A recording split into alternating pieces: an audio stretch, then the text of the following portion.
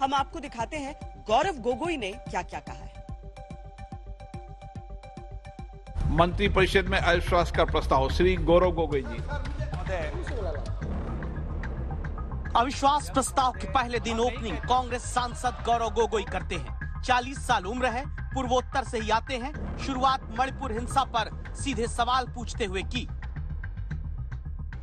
सवाल पहला कि आज तक वो मणिपुर क्यों नहीं गए। सवाल दूसरा कि लगभग 80 दिन क्यों लगे प्रधानमंत्री मोदी जी को मणिपुर पे कुछ बोलने के लिए।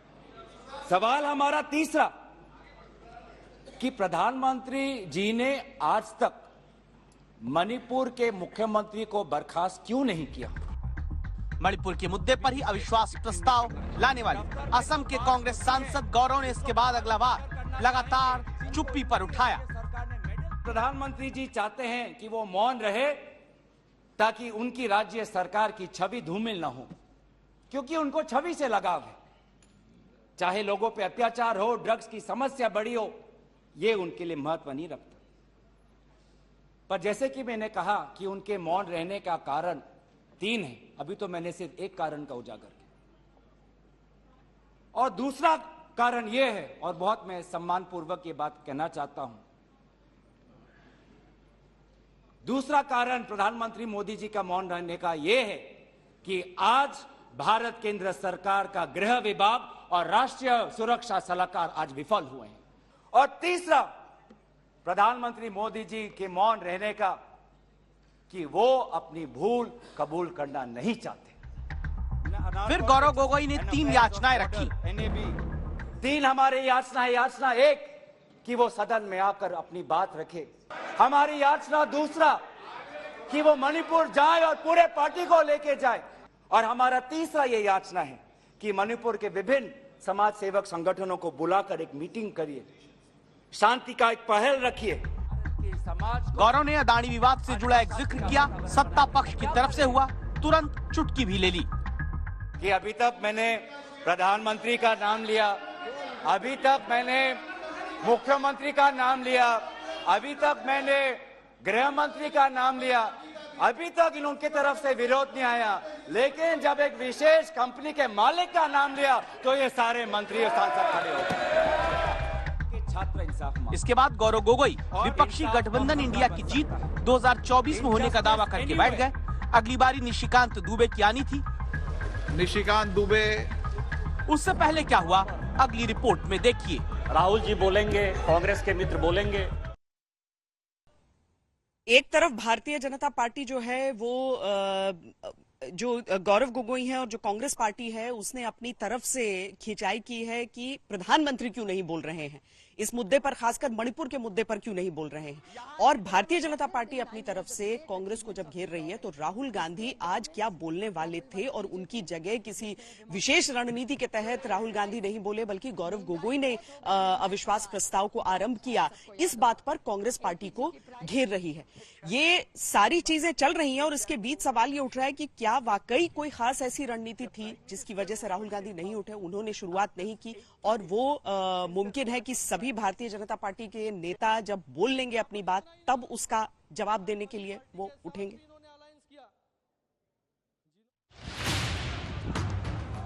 राहुल गांधी की सोमवार को संसद सदस्यता बहाली, लोकसभा में वापसी के बाद खबर यही थी कि अविश्वास प्रस्ताव पर चर्चा की शुरुआत करेंगे। लेकिन मोर्चा गौरव गोगोई ने मंगलवार को संभाला। संसदीय कार्य मंत्री प्रहलाद जोशी तुरंत सवाल पूछने लगे। एक पॉइंट सर, सुबह जहां तक मैं जानता हूं, सुबह आपके ऑफिस में एक चिट्ठी आया था सेक्रेटरी जनरल के ऑफिस में, श्री राहुल गांधी जी गौरव गोगोई स्थान पर बोल रहे हैं। क्या हुआ सर? हम तो राहुल गांधी जी के भाषण सुनने के लिए हम उत्सुक है सर, हम उत्सुक है राहुल गांधी का। राहुल क्या हो गया ऐसे? क्या एकदम चर्चा की शुरुआत भले राहुल ने नहीं की, लेकिन राहुल को लेकर चर्चा होने लगी। बीजेपी के सवाल का जवाब भी आया।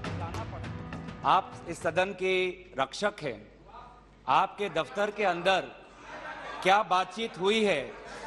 क्या हम बताएं कि प्रधानमंत्री मोदी जी ने आपके दफ्तर के अंदर क्या क्या बातें की हैं? हम नहीं कहते। कोविड के समय चाहिए। गौरव गोगोई इसके बाद राहुल की जगह खुद पहले बोले, लेकिन जब बीजेपी की तरफ से निशिकांत दुबे खड़े हुए तो दोबारा राहुल के पहले न बोलने का सवाल उठा। मैं ये सोच रहा था कि राहुल जी बोलेंगे, क्योंकि मीडिया में तरह तरह की खबरें आ रही थी, लेकिन लगता है कि शायद जी आज तैयार नहीं थे, देर से उठे होंगे तो नहीं बोल पाए। कोई बात नहीं है। राहुल गांधी सदन में मौजूद है, सोनिया गांधी भी हैं। इसी दौरान निशिकांत दुबे ने अविश्वास प्रस्ताव लाने की वजह के लिए भी राहुल को ही जिम्मेदार बताया। सोनिया जी, मुझे जो लगता है कि उनके पार्टी की उनकी दो मनस्थिति है। वो एक हिंदू सभ्यता संस्कृति में बिलीव कर रही हैं, इसीलिए अलौकिका पंडिता की तरह जो पूरा किताब में लिखा हुआ है कि क्या क्या करना चाहिए एक भारतीय नारी को, उसका पूरा का पूरा पिक्चर सोनिया जी देती है। उनको दो काम करना है, बेटे को सेट करना है और दामाद को भेंट करना है।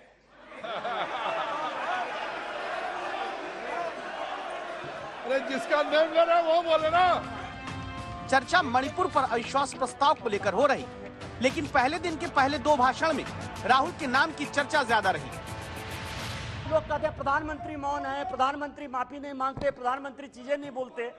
मैं ये कह रहा हूं कि ये क्या नहीं कर रहे हैं, अभी भी कह रहे हैं, दो चीजें कर रहे हैं। मैं माफी नहीं मांगूंगा। क्यों माफी मांगे भाई? मोदी तो बहुत छोटा जात है, नीच जात है, ओबीसी है, ओबीसी से क्यों माफी मांगेंगे? बड़े आदमी है। और दूसरी बात यह है कि सावरकर नहीं हूं मैं, सावरकर नहीं हूं मैं। आप सावरकर हो भी नहीं सकते, कभी जिंदगी भी नहीं हो सकते। 28 साल उस आदमी ने जेल में गुजारा है, आप अपनी तुलना सावरकर से करते। सवाल है राहुल क्यों नहीं खुद आज बोले? क्या इसलिए क्योंकि तब सदन में प्रधानमंत्री मौजूद नहीं थे? क्या राहुल गांधी अब तीसरे दिन तभी बोलेंगे जब पीएम भी सामने होंगे, ताकि आमने सामने से 2024 का रण शक्ति परीक्षण के बीच दिखाया जाए?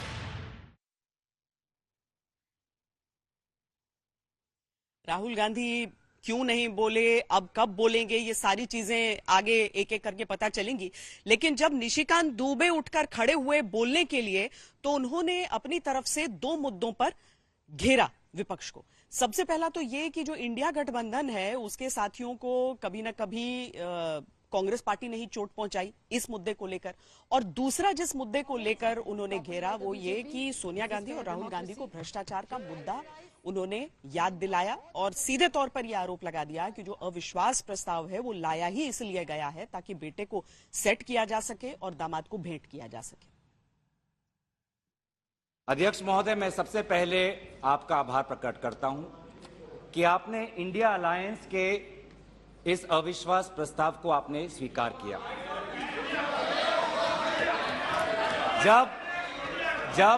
जब आपने पूछा कि इस अविश्वास प्रस्ताव के समर्थन में कौन कौन खड़ा है, तो मैं इस मंच से हमारे सारे इंडिया अलायंस दलों के सांसदों को मैं धन्यवाद और आभार प्रकट करता हूं। सर, ये अविश्वास प्रस्ताव हमारी मजबूरी है। ये हमारी मजबूरी है कि हम अविश्वास प्रस्ताव हमें लाना पड़ा, क्योंकि ये बात कभी भी संख्या की नहीं थी। ये बात हमेशा इंसाफ की थी, मणिपुर के इंसाफ की थी। ये जो सवाल है सर, ये INDIA की बात करते हैं। मुझे तो, मैं सोनिया जी का बहुत सम्मान करता हूं, और ये जो INDIA बना है सर, ये INDIA, यहां जितने लोग सांसद बैठे हैं ना, उनको रैंडम यदि आप पूछ लीजिए अपोजिशन वाले से कि INDIA का क्या फुल फॉर्म है, शायद कुछ ही लोग होंगे जो बता पाएंगे। और ये इंडिया बात कर रहे हैं सर। प्रधानमंत्री मोदी जी मणिपुर पर क्यों मौन हैं? शायद उस प्रश्न का उत्तर भी 3 है। पहला उत्तर कि प्रधानमंत्री मोदी जी को कबूल करना पड़ेगा कि उनकी डबल इंजन की सरकार, उनकी सरकार मणिपुर में व्यर्थ हो गई है, विफल हो चुकी है। इसीलिए आज मणिपुर में 150 लोग मरे, लगभग 5000 घर जलाए गए, लगभग 60,000 लोगों आज शिविर में हैं, लगभग 6,500 FIR है।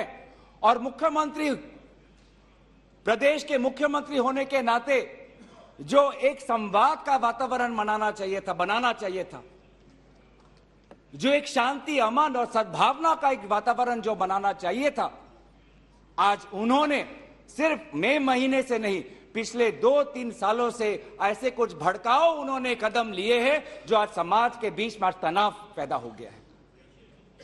मेरे प्रधानमंत्री एक बात कहते हैं कि ये अविश्वास प्रस्ताव नहीं है। प्रधानमंत्री जी कहते हैं कि ये अविश्वास प्रस्ताव नहीं है, ये अपोजिशन में विश्वास प्रस्ताव है कि कौन अपोजिशन में कौन किसके साथ है।